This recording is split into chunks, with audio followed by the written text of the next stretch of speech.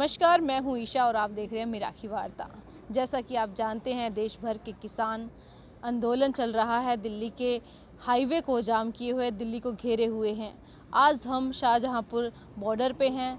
आज हम खास बातचीत करेंगे गंगानगर जिले के पूर्व विधायक पवन दुग्गल से। पवन दुग्गल जी, आपका हमारे चैनल में स्वागत है। धन्यवाद जी। जैसा कि किसान आंदोलन ज़ोर शोर से चल रहा है, पूरे देश में चल रहा है, एक माहौल बना हुआ है, किस तरह से आप इस किसान आंदोलन को देखते हैं? देखिए, आज़ादी के बाद संभवतः ये ऐसा आंदोलन बना है, चाहे इसको किसान आंदोलन का नाम दिया गया, मगर अब ये जन आंदोलन बन चुका है। अकेला किसान नहीं, किसान के साथ खेती और मजदूर है, किसान के साथ लेबर क्लास है, मजदूर पूरी तरह है, किसान के साथ कर्मचारी वर्ग है। जैसा कि आप देख रहे हो पिछले दिनों से जो एजुकेशन लाइन से जुड़े हुए शिक्षक है वो आ रहे हैं, जो कर्मचारी वर्ग है, रोडवेज का कर्मचारी है, वो इस आंदोलन में आ रहे हैं। तो पूरी तरह ये आंदोलन अब एक जन आंदोलन का रूप ले चुका है। जिस तरह से सरकार अभी भी अपने इरादे पे अड़िग है, जनता इस तरह से सर्दी के मौसम में परेशान हो रही है, तो क्या लगता है कि किस तरह से किसान कामयाब हो पाएंगे? देखिए, जहाँ तक सर्दी का सवाल है, ये वो अन्नदाता है जो -डिग्री के अंदर खेत के अंदर काम करता है, पानी लगाता है फसल के लिए। भीषण गर्मी के अंदर 50 डिग्री तापमान में भी ये नंगे पैर अपने खेत में घूमता है। जहरीले जानवरों के वहाँ होते हैं। तो कभी ये तो किसान के लिए कोई समस्या नहीं है कि सर्दी है या गर्मी है। हाँ, ये हमारे लिए एक चिंता का विषय है कि लोकतंत्र के अंदर हमारे बुजुर्ग जो 80-80 साल के हैं, जिनको घर बैठ के आराम करना चाहिए, हमारी माताओं को घर पे रहना चाहिए, वो इस आंदोलन के अंदर मजबूर होकर सड़कों के ऊपर पड़े हैं। ये जरूर हम इस बात की चिंता है कि लोकतंत्र के अंदर सरकार को बात सुननी चाहिए थी, जो सरकार बात नहीं सुन रही है। और यही कारण है कि आज शाहजहांपुरा बॉर्डर के ऊपर भी हमें लगातार 9 दिन हो गए हैं और 26 नवंबर से पंजाब के लोग हरियाणा के साथ टिकरी बॉर्डर पे और सिंधु बॉर्डर के ऊपर मोर्चा लगा के बैठे हुए हैं। जिस प्रकार से प्रधानमंत्री नरेंद्र मोदी आज भी अपने काले कानून को लेके भ्रमित किए हुए हैं, उस पर अभी भी अपने फैसले पे है, तो कुछ लोगों का, विपक्ष का मानना है कि यहाँ पे राजनीति की जाती है, किसान नहीं है, तरह तरह के तर्क वितर्क किए जाते हैं। आपको क्या लगता है कि कहाँ तक सहमत है? देखिए, दो बातें हैं। डेमोक्रेसी के अंदर राजनीतिक पार्टियां होगी और राजनीतिक पार्टियां होगी, वही लोकतंत्र का खूबसूरत नमूना होता है। और जहां तक सरकार का कहना है, पिछले 6 साल के सत्ता में जब स्टूडेंट ने अपने फीस वृद्धि के खिलाफ आंदोलन लड़ा, तो जेएनयू को इन्होंने बदनाम किया, जिसने देश के सबसे ज़्यादा आईएएस दिए, देश को आईपीएस दिए। आज देश के टॉप लीडर जो है वो उससे निकले हुए जेएनयू से। उस जेएनयू में इन्होंने टुकड़े टुकड़े गैंग बना के और उनको बदनाम करने की साजिश की। और उसके बाद में जो क्या नाम अपने आंदोलन हुआ एनआरसी की ये हालात थी कि जो लोगों को चिंता थी कि देश बंटवारा हो जाएगा, धर्म के आधार पर देश को बांट रहे हैं, उन लोगों को इन्होंने उग्रवादी बना दिया। हमारी महिलाएं थी, मुस्लिम महिलाएं, हमारी नौजवान बेटियां थी आंदोलन में, उनको इन्होंने डेमोरलाइज किया इस बात को लेकर कि ये देश को तोड़ने का काम करते हैं, उग्रवादी है। और ये जो आंदोलन चला, इस आंदोलन में इन्होंने खालिस्तानी कह दिया। तो ये सरकार की आरएसएस जो समर्थित सरकार, इसका एजेंडा है। चाहे विद्यार्थी लड़े, चाहे कर्मचारी लड़े, चाहे किसान लड़े, इन्होंने कोई ना कोई देश विरोधी बातें उनके पक्ष में साबित करनी है।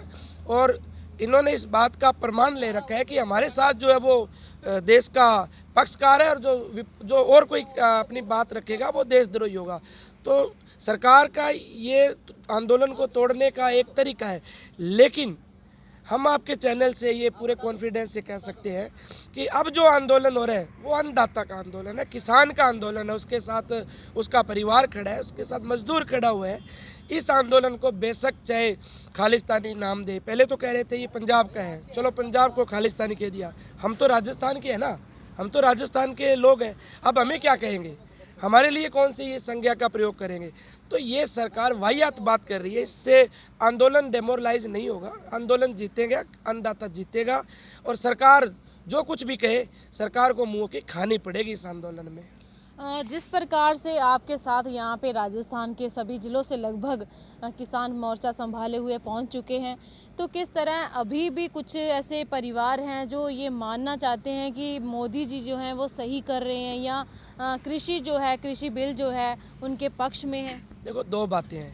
यहाँ जो आया है वो खेती करने वाला है, यहाँ जो बैठा है वो खेती कर रहा है, वर्षों से युगों युगों से उसका पूर्वज कर रहे हैं। तो खेती करने वाले आदमी को अगर कोई लाभ दे सरकार, वो क्यों नहीं लेगा भाई।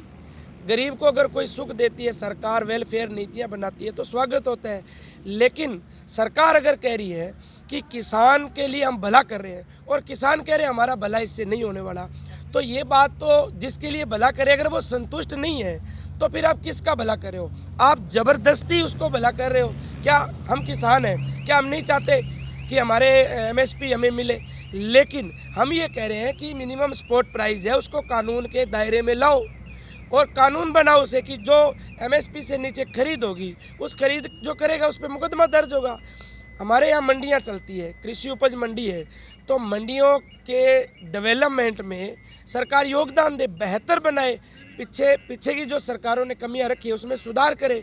और जिस प्रकार से ये मंडियों को छोड़ के ये कह रहे हैं कि कोई भी पैन कार्ड धारक आएगा खेत से फसल खरीदेगा, आप हमें ये बताएं कि अगर फसल खेत से खरीदेगा, मंडियों के अंदर तो हमारी एफसीआई है, हमारी गवर्नमेंट की एजेंसी है, वहाँ हमें पता लगा कितने मिलियन ट्रक के लिए कितने मिलियन हमारा गेहूँ हुआ है, कितने मिलियन टन हमारा सरसों हुआ है, हमारा धान हुआ है। लेकिन बाहर से जो खरीदेगा वो कहाँ आंकड़ा होगा, कौन सी गवर्नमेंट के पास होगा?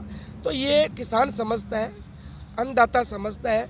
इसलिए मोदी ने जो अडानी अंबानी के इशारे पे फैसला किया, असल में उनकी डील किसान से नहीं है, इनकी डील अडानी अंबानी से है, जिसका ताज़ा उदाहरण हमारी रेल बेची है, ताज़ा उदाहरण हमारे एरोप्लेन बेच दिए, एयरपोर्ट बेच दिए, हमारे ताजमहल जो एक प्रॉपर्टी है उसको इन्होंने ठेके पे चढ़ा दिया, लाल किले को ठेके पे चढ़ा दिया।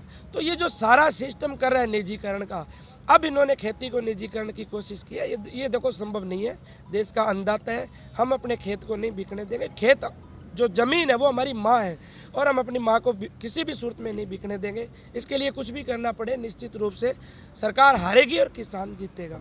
जी बिल्कुल, आप यहाँ पे शाहजहाँपुर बॉर्डर पे हैं इस टाइम, तो यहाँ पे किस तरह से व्यवस्थाएं की जा रही है? पंजाब राजस्थान मिलकर किस तरह से यहाँ पे खाने से लेकर रहने तक की क्या क्या सुविधाएं दी जा रही हैं? देखिए, हम यहाँ सबसे पहले गड़साना से तकरीबन 550 किलोमीटर पड़ता है ये शाहजहाँ बॉर्डर। हम 11 तारीख की रात को गड़साना से रवाना हुए थे अपने 5 ट्रैक्टर ट्राली और कुछ साधन लेके। हम लोग 2 दिन 1 रात लगातार सफ़र करके और 13 तारीख रात को हम यहाँ पहुँच गए थे।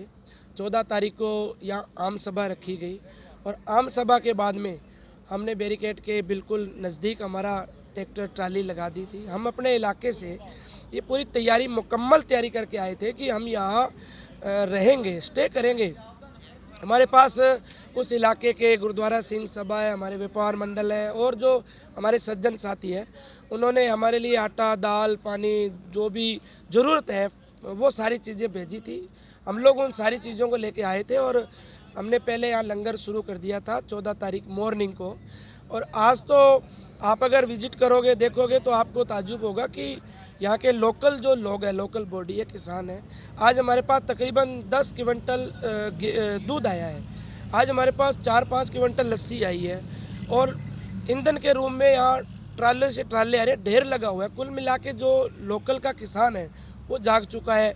आज आटे, पानी, दाल की कोई कमी नहीं है, लोगों का सहयोग है, जन सहयोग है। इसलिए और ताज्जुब की बात यह है कि जितने भी किसान हैं उनसे कहीं ज़्यादा कंबल, रज़ाइयाँ, गदेले, टेंट ये आम लोग जो लोकल किसान जुड़े हुए हैं, मजदूर हैं, वो सारे उपलब्ध करवा रहे हैं। तो सुविधाएं तो किसान असल में सुविधा नहीं चाहता।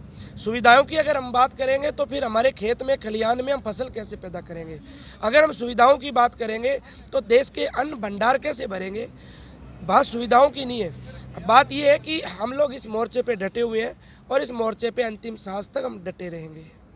जी बिल्कुल, लंबा संघर्ष है और आज भी किसान डटे हुए हैं। जिस तरह से आप गढ़साना क्षेत्र से आते हैं, लंबा कार्यकाल आपका भी रहा है किसानों के बीच से, तो क्या आज आप आप यह बताना चाहेंगे कि किस तरह से गवर्नमेंट जो बताती है कि किस तरह की फैसिलिटी आती है गांव तक पहुंचती है, क्या आपके क्षेत्र में भी ये विकास हुए हैं? देखिए, आज़ादी के बाद में देश की, वैसे तो कहने को तो ये देश कृषि प्रधान देश है। कृषि प्रधान देश में कभी कृषि के लिए नीतियाँ नहीं बनी। आज से 14 साल पहले स्वामीनाथन आयोग रिपोर्ट तैयार हुई थी और उस रिपोर्ट के अंदर तमाम जो डाटा थे वो पेश कर दिए थे सरकार को कि सरकार अगर स्वामीनाथन आयोग की रिपोर्ट लागू कर दे तो इस देश के किसान का भला हो जाएगा।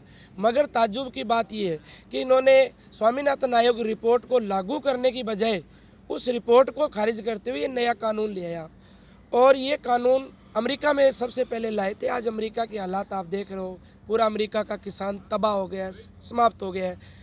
केवल मात्र 2% अमेरिका में किसान बचा है, वो भी सब्सिडी के भरोसे खेती कर रहे हैं। और हमारे तो यहाँ ज़मीन भी थोड़ी थोड़ी है, किसी के पास 2 एकड़ है, किसी के पास 2.5 एकड़ है, तो बड़े लघु किसान है इस देश के अंदर, कुल किसानों की संख्या में 80%। तो ऐसी स्थिति के अंदर सरकार अगर नीतियाँ बनाती तो आज देश का अन्नदाता आत्महत्या नहीं करता। अगर किसान के बारे में नीतियाँ बनाती तो मैं समझता हूँ आज किसान का घर इस देश में सबसे ज़्यादा ताकतवर होना चाहिए।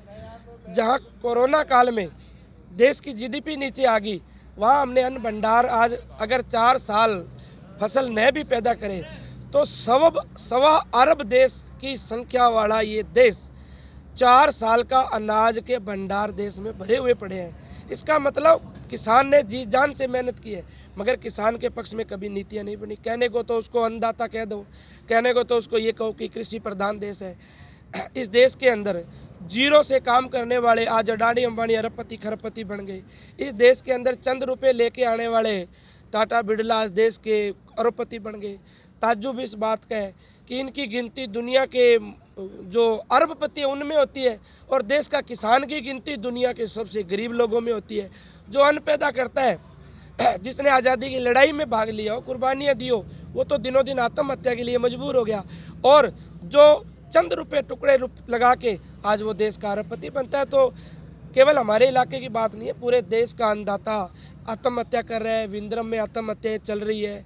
हाँ, हमारे ज़िले के अंदर खास बात है कि हमारा किसान आत्महत्या नहीं करता है। हमारे किसान ने ये तय कर लिया है कि आत्महत्या की बजाय हम सरकार से टक्कर लेके मरे, गर्दन उठा के हम संघर्ष करें।